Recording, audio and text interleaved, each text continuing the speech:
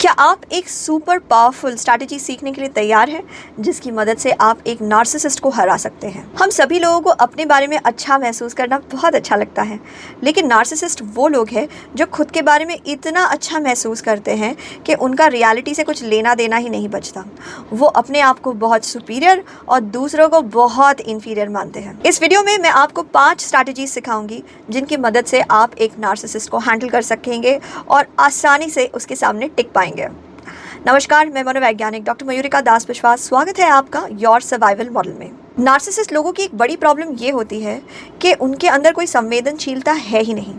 वो बुरे से बुरा कर सकते हैं, वो बड़े से बड़ा खतरा ले सकते हैं। आपको ख़त्म करने के लिए, तबाह करने के लिए वो कोई भी गंदा स्ट्रैटेजी अगर लेना हो, अपनाना हो तो उससे चूकेंगे नहीं। नार्सिसिस्ट की नीड फॉर कंट्रोल भी बहुत भयानक होती है। इस वजह से वो आपसे सारा काम कराना चाहते हैं, लेकिन आपको वो स्वतंत्र होकर काम करने नहीं देंगे। अगर काम अच्छा हो भी गया तो पूरा क्रेडिट खुद खा जाएंगे, और अगर काम में कोई छोटी सी भी गलती हो गई तो पूरा का पूरा ब्लेम आपके ऊपर डाल देंगे। नार्सिसिस्ट लोग महारथी होते हैं मैनिपुलेशन में, इसलिए आपको कंट्रोल करने के लिए वो आपको ब्लेम करेंगे, वो आपको दोष दे के आपको गंदा महसूस कराएंगे, वो आपको आपकी गलतियां याद दिलाते रहेंगे और वो दूसरों को आपके बारे में बुरी बातें बताएंगे। अगर किसी ने गलती से भी उनकी छोटी सी किसी बुराई के ऊपर अटेंशन दिया या उसके बारे में बात की तो वो इतना भयंकर रिएक्शन देंगे कि सामने वाले की छुट्टी हो जाए, सामने वाले को चिल्ला के डरा के चुप करा देंगे। ऐसे लोगों के साथ जीतना मुश्किल है लेकिन नामुमकिन नहीं। पहली चीज़ जो आपको करनी चाहिए वो है अपने आउटकम को हमेशा याद रखना। आप जो भी कर रहे हैं वो क्या पाने के लिए कर रहे हैं, क्यों कर रहे हैं। शायद वो नौकरी बचाने के लिए, शायद अपने परिवार के लिए कर रहे हैं, शायद अपने बच्चों के फ्यूचर और सिक्योरिटी के लिए कर रहे हैं। समझ जाइए, आप जो भी कर रहे हैं उसमें आपका फ़ायदा है। हाँ, मैं जानती हूँ नार्सिसिस्ट अगर आपकी ज़िंदगी में नहीं हो तो आपकी ज़िंदगी बेहतर ही होगी, लेकिन अगर उसे अपनी ज़िंदगी से बाहर निकालना इतना ही आसान होता तो आपने तो निकाल ही दिया होता। अब जब आप नहीं निकाल पा रहे हैं तो उसे बर्दाश्त करने के लिए खुद से कहिए कि इसमें आपका फ़ायदा भी है। अपना पूरा ध्यान अपने फ़ायदे, अपने आउटकम पे लाइए। दूसरी बात याद रखिए कि नार्सिसिस्ट की एक बहुत बड़ी वीकनेस होती है उसका ह्यूज साइज़ का ईगो। तो अगर आप उसके ईगो को हवा देते रहेंगे, उसकी तारीफ़ उसके प्रेजेंस में भी करेंगे और उसकी अनुपस्थिति में भी करेंगे तो धीरे धीरे वो इंसान आपके ऊपर डिपेंडेंट होने लगेगा। आप उसके साथ एक ज़बरदस्त रैपो भी बना सकते हैं मिररिंग टेक्निक का इस्तेमाल करके। जब वो सामने हो तो उसी के जैसे बैठिए, जैसे वो खड़ा रहता है वैसे खड़े रहिए, जैसे वो चलता है वैसे चलिए, जैसे वो हाथ हिलाता है वैसे हाथ हिलाइए। ये बहुत ही ज़्यादा ऑब्वियस नहीं होना चाहिए, उसे एकदम साफ नहीं पता लगना चाहिए कि आप उसकी कॉपी कर रहे हैं, लेकिन जैसे आप अपने आप को रोक ही नहीं पा रहे हैं उसके जैसा बनने में। इससे वो ऑटोमेटिकली सबकॉन्शियसली आपको बहुत ज़्यादा पसंद करने लगेगा और आपके ऊपर डिपेंडेंट हो जाएगा।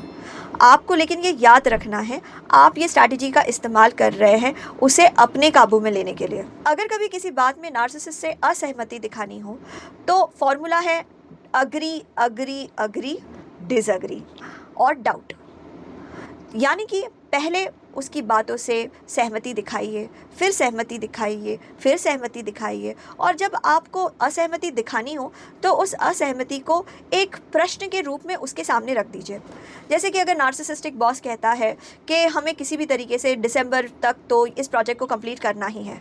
अब दिसंबर तक प्रोजेक्ट कंप्लीट नहीं होने वाला, ये आपको पता है, तो इस बात को प्रस्तुत करने के लिए पहले अग्री कीजिए। जी हाँ सर, मुझे बहुत अच्छा लगता है कि किस तरीके से आप प्रोजेक्ट के लिए कमिटेड हैं।